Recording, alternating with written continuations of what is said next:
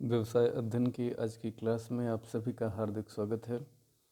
आज हम एनसीईआरटी की बुक से अध्याय 9 व्यावसायिक वित्त यानी कि बिजनेस फाइनेंस इसकी शुरुआत कर रहे हैं। इस अध्याय में हम जो पढ़ेंगे व्यावसायिक वित्त का अर्थ जानेंगे, वित्तीय प्रबंध क्या होता है इसका अर्थ जानेंगे, हमारे उपक्रमों में वित्तीय प्रबंध की भूमिका क्या है ये भी जानेंगे हम कि वित्तीय प्रबंध के उद्देश्य क्या हैं और उन उद्देश्यों को कैसे प्राप्त किया जा सकता है, इसकी विवेचना होगी। साथ ही साथ वित्तीय नियोजन का अर्थ और महत्व समझेंगे। पूंजी संरचना कैपिटल स्ट्रक्चर क्या होता है, इस अध्याय के बाद हम यह भी समझ सकेंगे। ये भी जान सकेंगे कि एक उपयुक्त पूंजी संरचना के चुनाव को प्रभावित करने वाले कौन कौन से कारक हैं, यानी कि पूंजी संरचना जब हम चुन रहे होंगे तो उसे प्रभावित करने वाले कारक कौन कौन से हो सकते हैं, उनका अध्ययन करेंगे।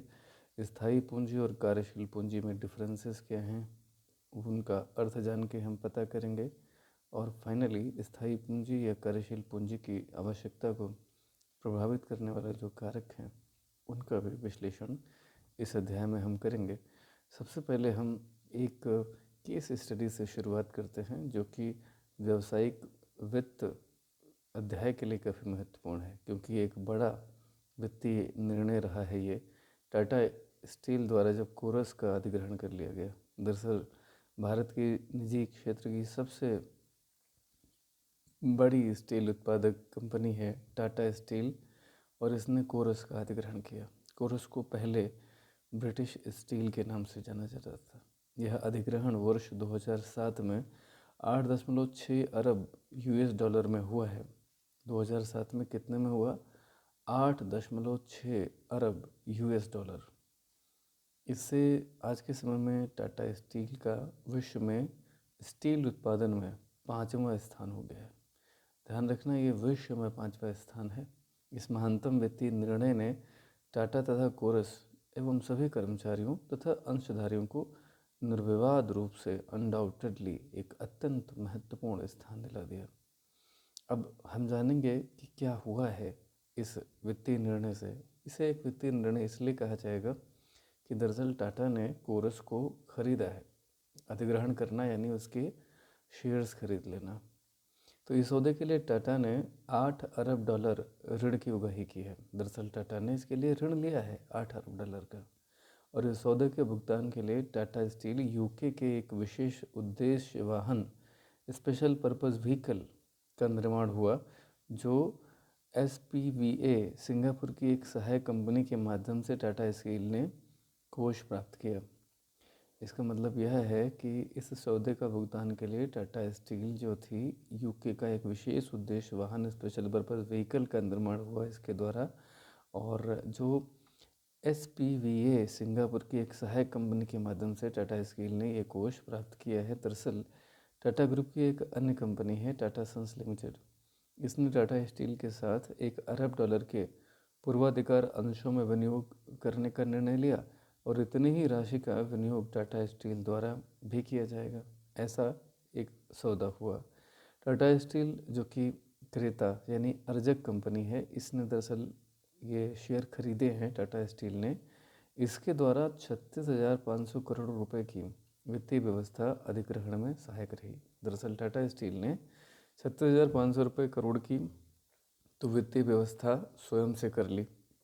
टाटा स्टील द्वारा इस धनराशि की व्यवस्था ऋण लेकर या समता निर्गमन द्वारा, दोनों प्रकार के संयोजनों द्वारा हुआ। यानी कि टाटा ने ये जो 36,500 करोड़ रुपए की व्यवस्था की है अधिग्रहण के लिए, इसमें कुछ तो इसने ऋण लिया और कुछ इसने इक्विटी शेयर इशू किए।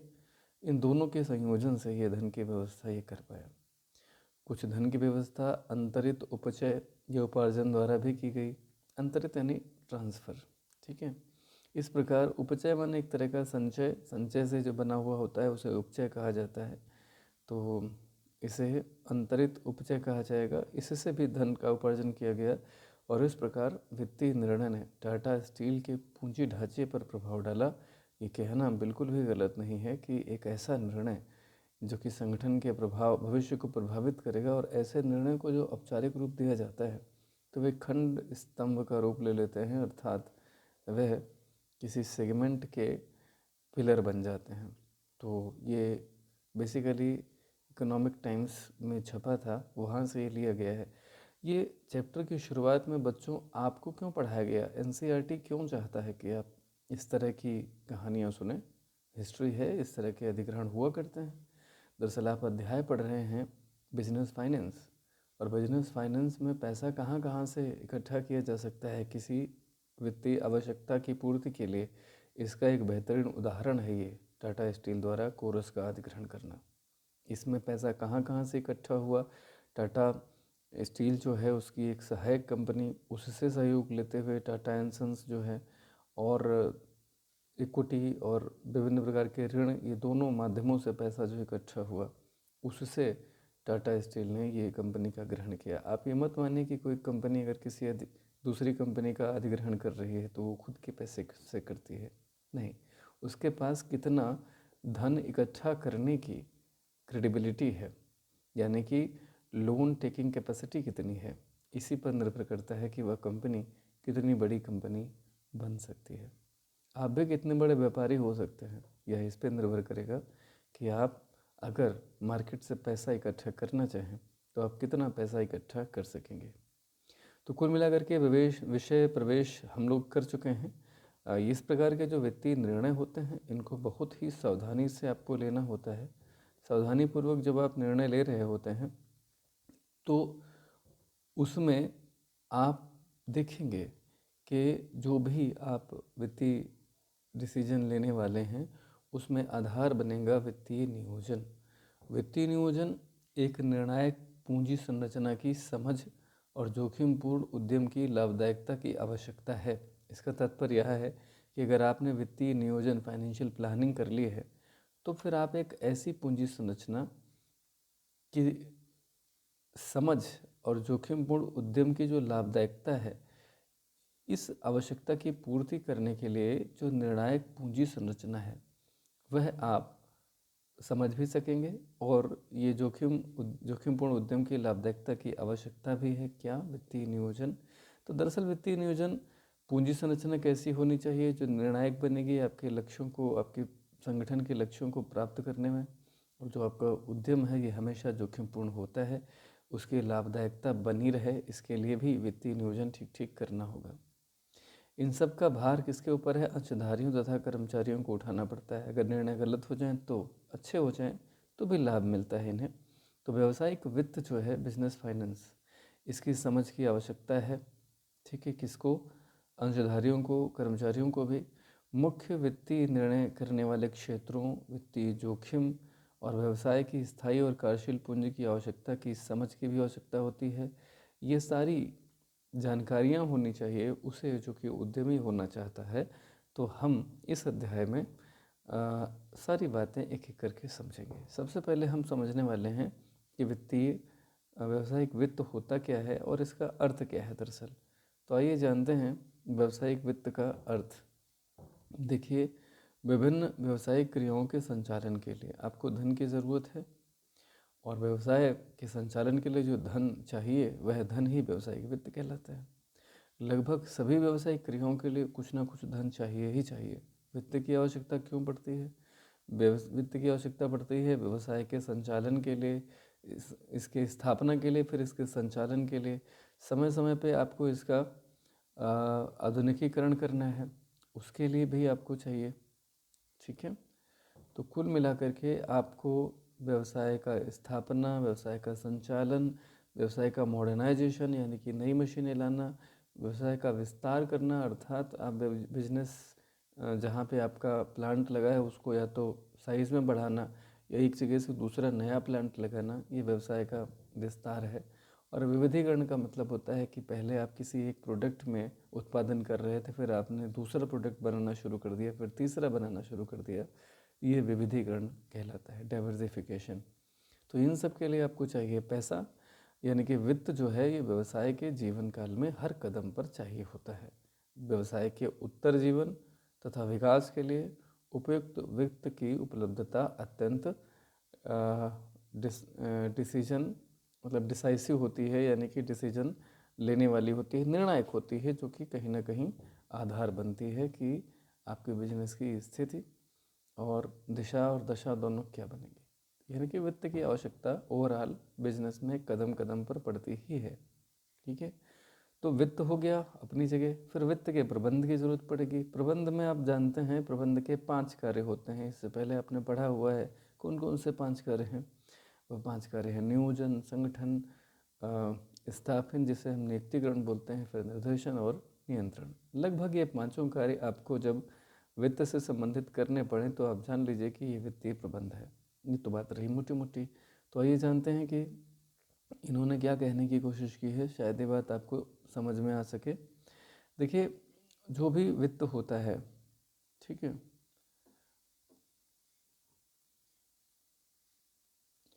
जो वित्त होता है उसके लिए कुछ ना कुछ आपको लागत चुकानी पड़ती है, कुछ ना कुछ कीमत चुकानी पड़ती है।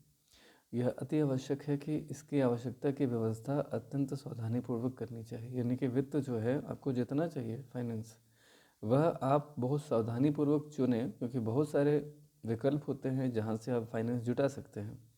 आपको सावधानी इसलिए इसमें करनी है क्योंकि आपको ये देखना होगा कि कौन सा स्रोत ऐसा है जहाँ से वित्त लेने की लागत कम से कम आए।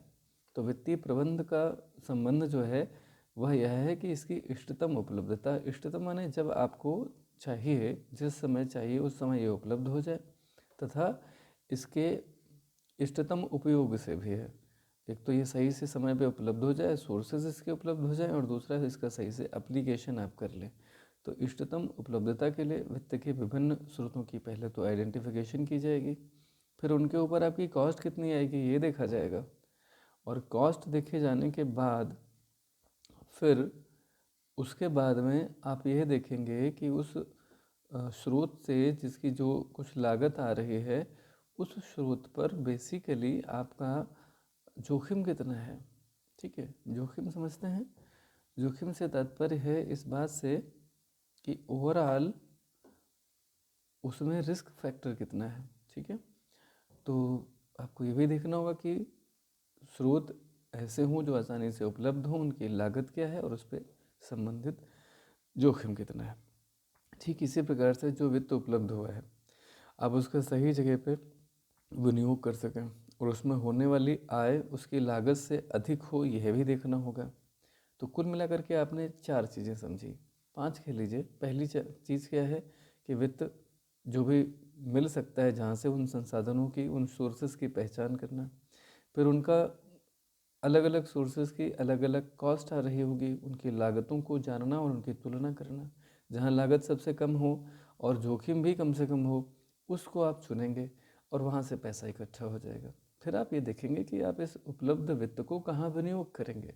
विनियोग करते समय आपको ये देखना होगा कि वहाँ से जो मिलने वाली आय है, जो रिटर्न मिलेगा, वो कम से कम जो सोर्स की लागत आ रही थी उससे अधिक हो, तभी आपका विनियोग करने का फ़ायदा होगा, तभी इस वित्त को जुटाने का भी कोई फ़ायदा होगा। मोटे मोटे शब्दों में हम यूँ कह सकते हैं कि जिस लागत पर वित्त की व्यवस्था की गई है उससे होने वाली आय लागत से अधिक होनी चाहिए।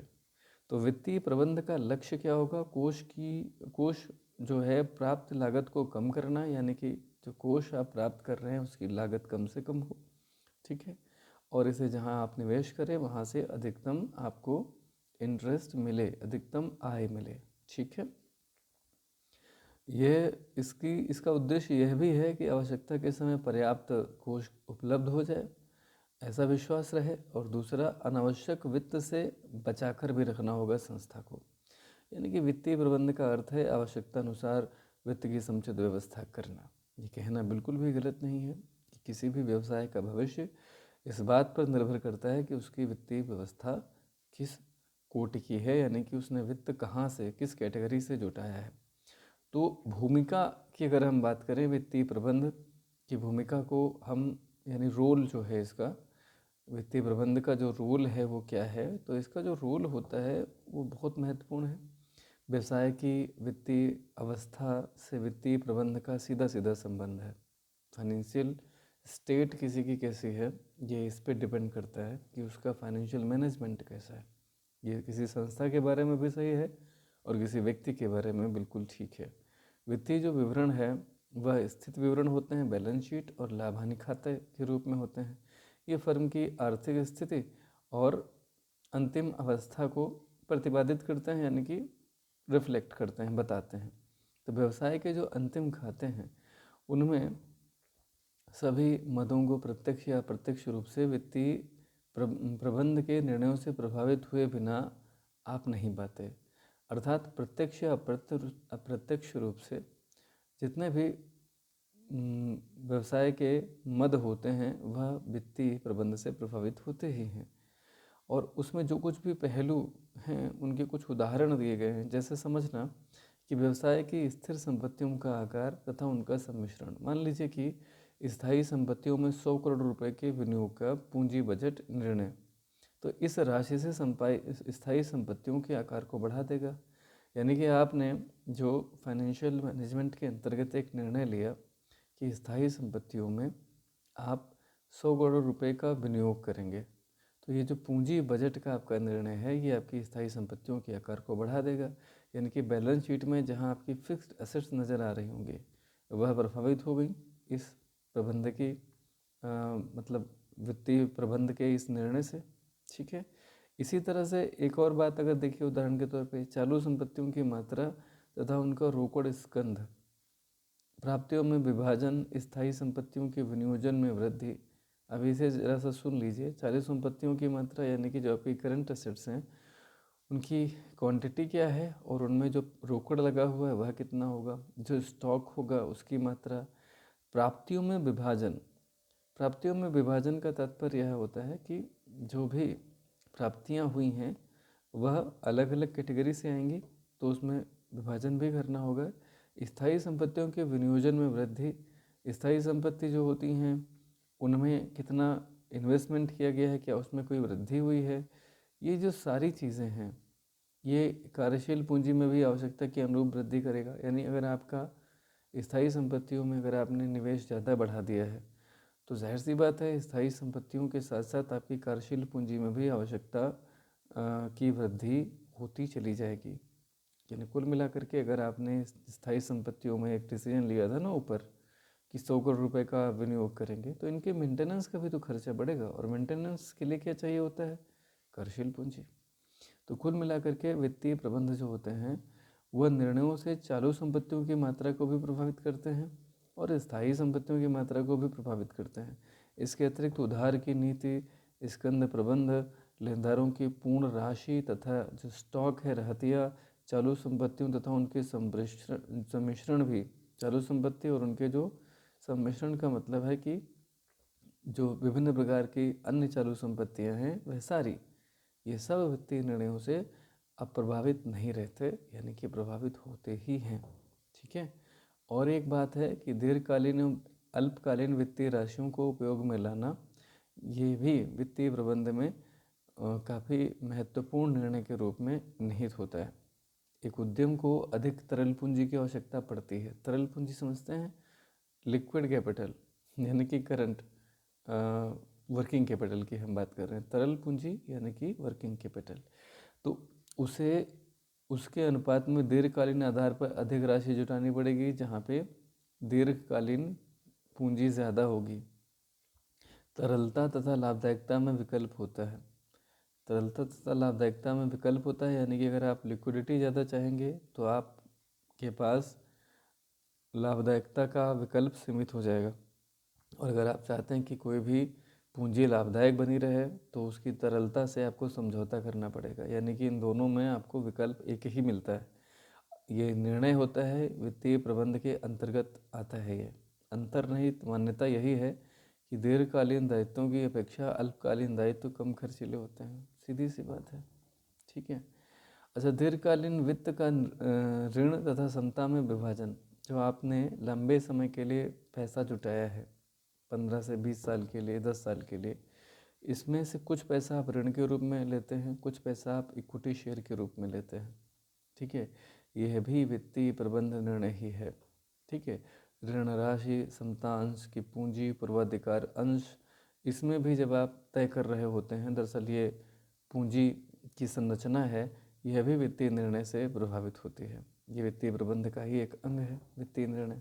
ठीक है, वास्तव में लाभ हानि खाते की सारी मदें जैसे ब्याज, व्यय, ह्रास, ये सब ऋण के अधिक मात्रा में भार से भविष्य में ब्याज का भार भी अधिक होता ही है। ज़्यादा अगर ऋण ले लिया है तो भविष्य में आपको उस पर ब्याज भी ज़्यादा चुकाना पड़ेगा।